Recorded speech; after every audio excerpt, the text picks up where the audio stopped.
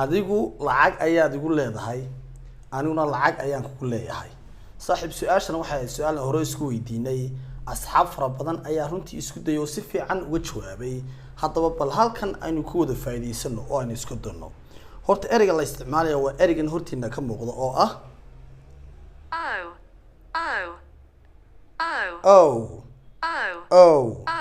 ereyga dhawaaqis horta iidu waa silent waxaan ugu dhawaaqnaa oo macnihiisu yahay waa in deyn lagu lahaado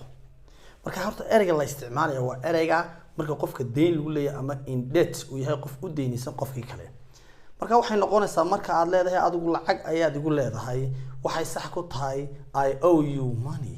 lacag ayaad igu leedahay marka ayda horeynaysa I owe you money ana lacag lagu leeyahay oo kolba ereyga deynta lagu ereyga horta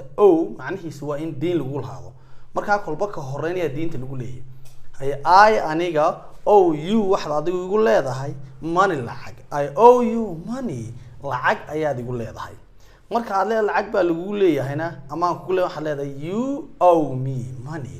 lacag ayaa lagu leeyahay marka halka insha Allah ta'ala mar hore soo duubna oo isoo dhaafinay laakiin sida saxda waxay sax ku tahay inaad tiraaho I owe you money adaa lacag igu leh